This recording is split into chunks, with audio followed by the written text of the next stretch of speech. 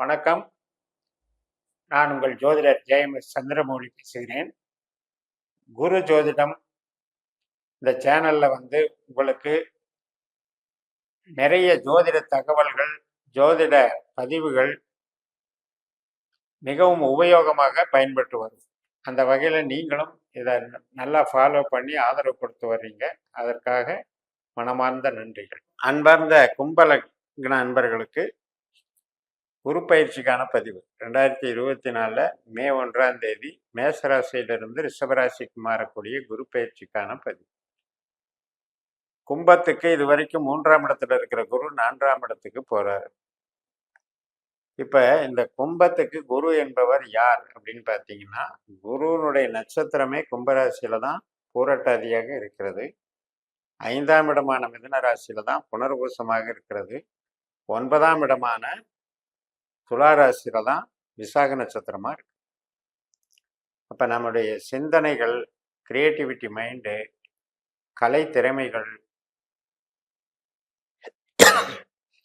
வெளிவட்டார பழக்க வழக்கங்கள், ஆராய்ச்சி கல்வி, உயர்கல்வி, பொதுஜன தொடர்பு, இது எல்லாத்துக்குமே அதிகாரம் வச்சிருக்கிறவர் குரு.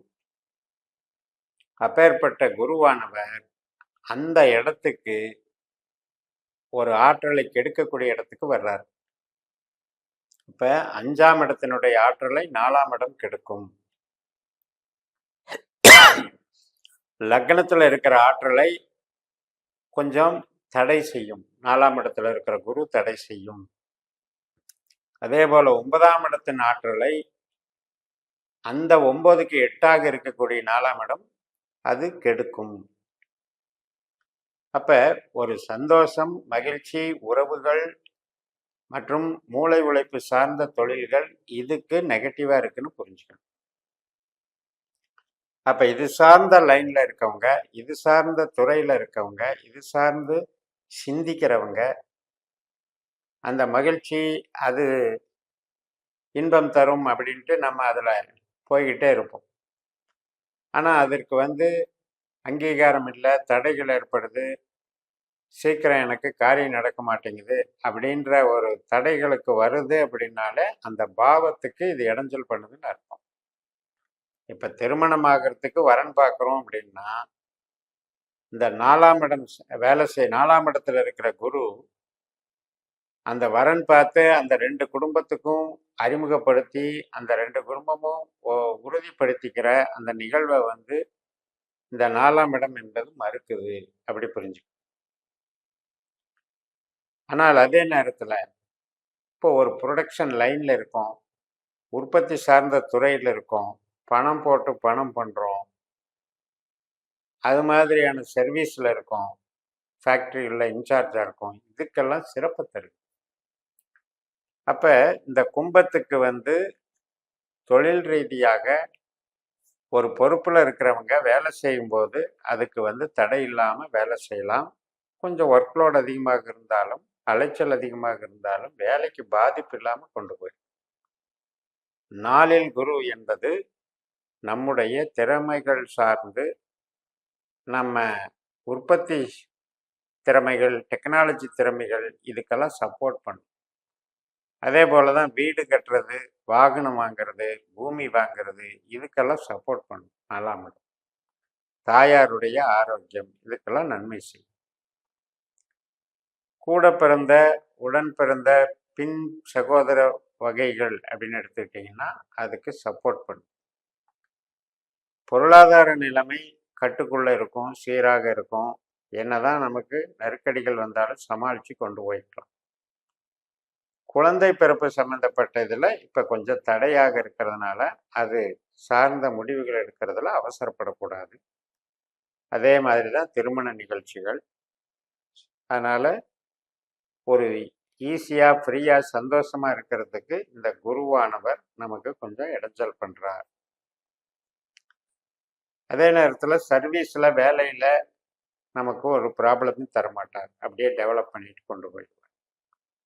கணவன் மனைவி உறவு, பார்ட்னர்ஷிப்பு இதுக்கெல்லாம் ஒன்றும் பாதிப்பு இருக்காது. சின்ன சின்ன ஈகோவில் போயிட்டு இருக்கும். இந்த 4ஆம் இடத்துல இருக்கிற குரு வந்து 7ஆம் இடத்துக்கு ஒரு சில சஞ்சலங்களை மட்டும் கொடுத்துட்டு போயிடுவார். பெருசா பிரிச்சு விட மாட்டார். அதே நேரத்துல நமக்கு இப்ப ஒரு வெளிநாட்டு ஆராய்ச்சி கல்வி படிக்க போலாம் அப்படின்னு நினைச்சிட்டு இருப்போம். அதுக்கு இந்த பாவத்துல இருக்கிற குரு தடை செய்யறாரு. பூர்வீகம் சார்ந்து ஒரு முடிவு எடுக்கலாம். பூர்வீகம் சார்ந்த சொத்துக்கள் நமக்கு இன்னைக்கு கிடைக்குமா இந்த வருஷம் குரு பயிற்சியிலன்னு பார்த்தா அதுக்கு கொஞ்சம் தடையா இருக்கு. தந்தையினுடைய ஆரோக்கியம் பாதிக்கப்படுதல் அல்லது தந்தைக்கு ஏற்படக்கூடிய இழப்புகள், இது மாதிரியான விஷயங்களை இது வச்சிருக்கு. அது மாதிரி ஆராய்ச்சி கல்வி, புதிய நபர்கள் 2ஆம் திருமணம் பண்ண முயற்சி பண்றது, புதிய பழக்க வழக்கங்கள், இதுக்கெல்லாமே பிரச்சனை வருது அப்படின்னு அர்த்தம். சொந்த தொழில் அப்படின்றது உற்பத்தி சார்ந்த தொழில் பண்றவங்களுக்கு ப்ராப்ளம் இல்லை, கரெக்டா போய்கிட்டே இருக்கும். அதே போல நமக்கு மூத்த சகோதர சகோதரி வகை நண்பர்கள் வகையில அவங்களுக்கு வேலை வாய்ப்புகள் உருவாகும், அவங்களுக்கான வளர்ச்சிகள் நடைபெறும். மூலதனம் அப்படின்னு எடுத்துட்டீங்கன்னா, இப்போ மூலதனத்தை பொறுத்த வரைக்கும் தொழில் சார்ந்த மூலதனம் இருக்கு, இன்டைரக்டா நம்ம வேலை பார்த்துக்கிட்டே ஒரு இன்வெஸ்ட்மெண்ட் போடுறதுல இருக்கு. அதுல வந்து ஷேர் மார்க்கெட்டு இது மாதிரி யூக வியாபாரம் சம்பந்தம் இல்லாத மூலதனமாக இருந்தால் நன்றாக, சேஃபர் சைடு, சேஃப்டியான மூலதனங்கள் நன்றாக இருக்கும்.